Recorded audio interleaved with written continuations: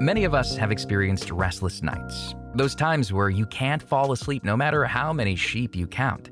The National Heart, Lung, and Blood Institute estimates that up to 70 million Americans have chronic sleep disorders. So with so many of us trying to chase a good night's rest, it's no surprise that more out-of-the-box ideas have been popping up on social media. One viral solution is called a Sleepy Girl mocktail. It's a drink that combines tart cherry juice and magnesium powder. But Dr. Devon Smith says it may not be the holy grail influencers say it is. I think people get pretty desperate when they're having trouble sleeping. And so it's, people are looking for answers and quick fixes and ways to improve their sleep in a very simple way. And oftentimes this leads to people trying all sorts of rituals. So usually by the time I see someone in that clinic, they've tried everything. They've tried all the drinks, all the supplements, all the pillows, all the lights, all the sounds, like everything they can think of. And those things just aren't supported in an insomnia treatment. So it's really going to take something probably different than cherry juice and magnesium to get to sleep if you're having insomnia. Smith is a clinical psychologist specializing in sleep medicine at National Jewish Health. The American Medical Association estimates that around 30 million Americans struggle with either acute or chronic insomnia at any given time. Though it's a common sleep disorder, insomnia can severely affect your quality of life, which is why, as Smith mentioned, many people try to fall asleep by any means necessary. However, the claims about magnesium weren't pulled out of thin air. Some studies have shown promising results, but others don't show any added benefit. Smith says these conflicting reports are the reason that it's not something the American Academy of Sleep Medicine recommends as a supplement. So it's not that it's found to be harmful or there's concerns about risks. It's more that we don't have data to support that it's going to be helpful to sleep.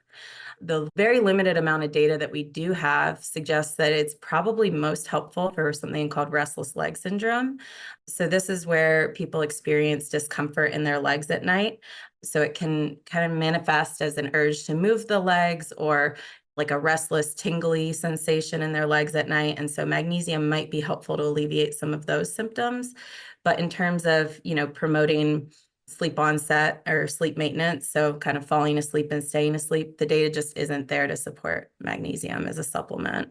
And just like magnesium, light is another factor that's been making mainstream news. It's well known that the blue light emitted from digital screens can mess with our sleep schedule, so limiting that exposure at night can be really helpful.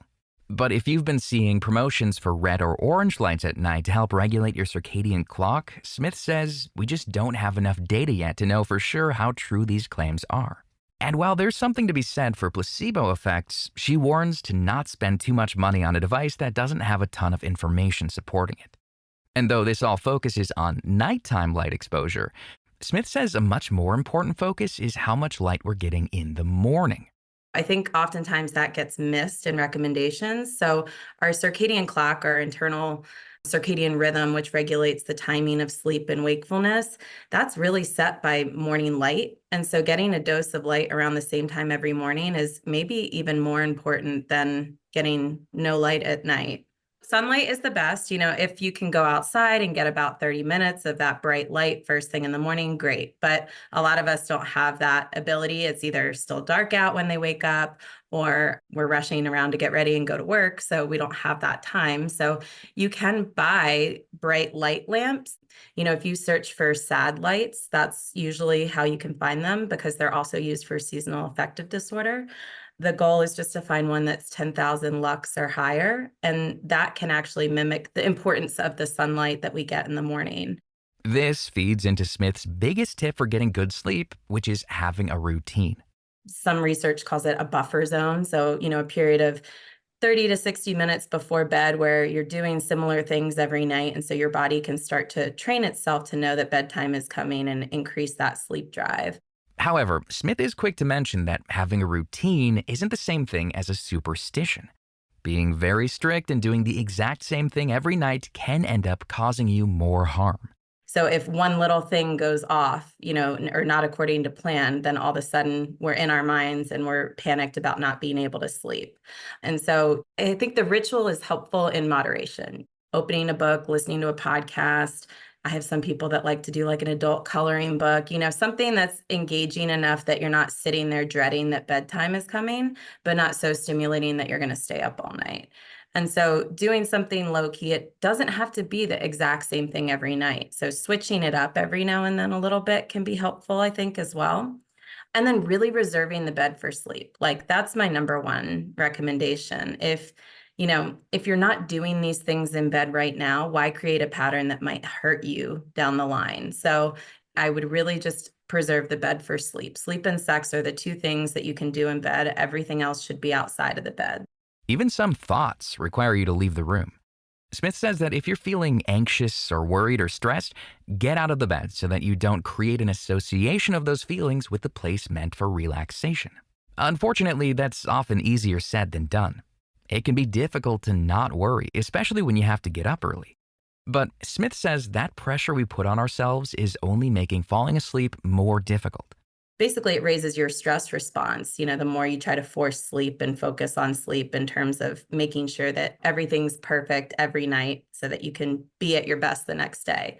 That being said, I think one of the things that I work with people on is you probably aren't going to fall asleep, 2 hours earlier one night because you have to wake up 2 hours earlier. And what you're going to do is you're going to get in bed and you're going to struggle and you're going to feel frustrated, especially if you have a tendency to struggle with sleep anyway.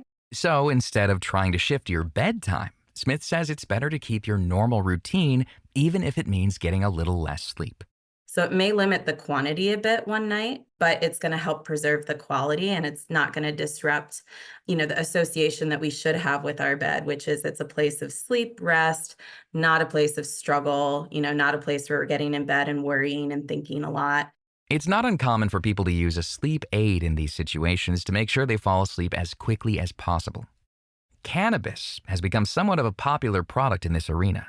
A 2022 study in the Canadian Pharmacist Journal shows that it could be a potential treatment for insomnia. However, Smith says there's some quality control issues when regular consumers buy marijuana outside of a research setting.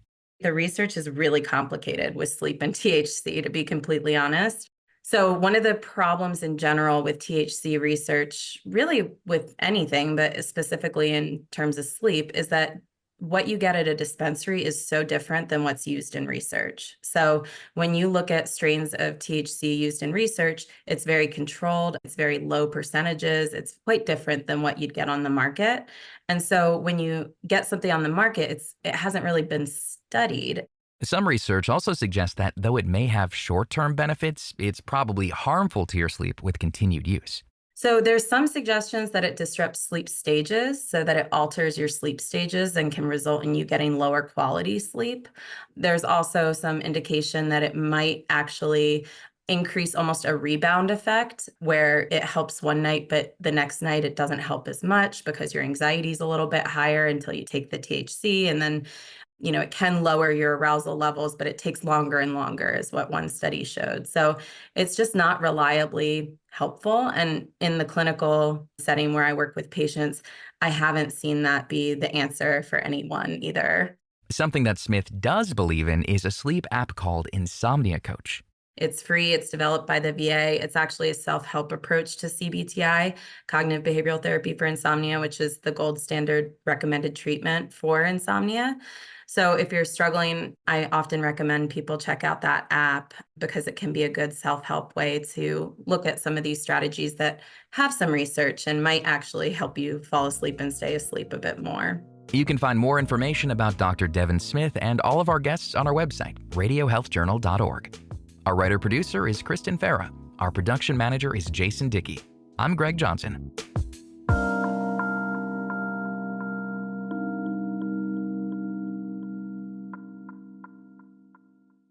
Coming up next week on Radio Health Journal.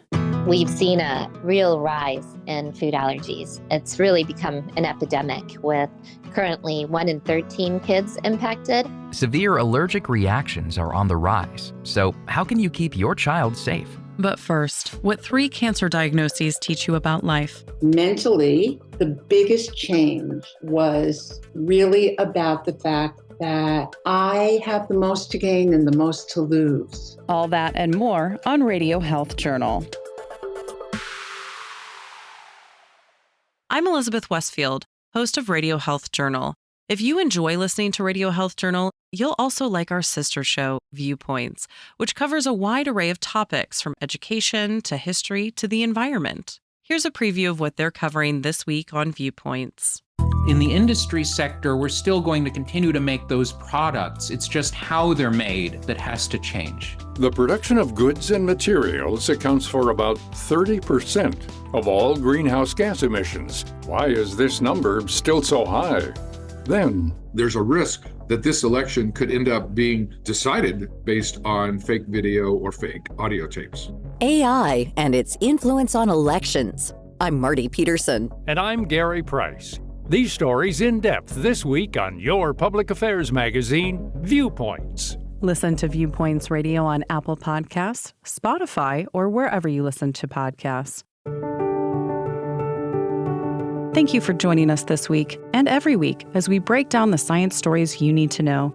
You can find all of our past segments and guests on our website, radiohealthjournal.org, or wherever you listen to podcasts. Follow us on Instagram, Facebook, and X for daily content, and tune in next week for another edition of Radio Health Journal.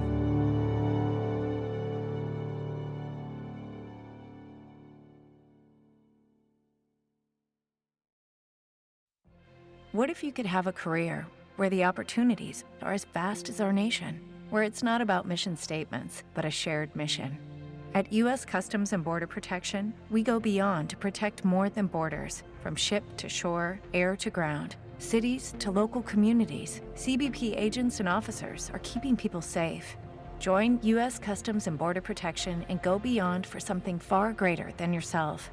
Learn more at cbp.gov/careers.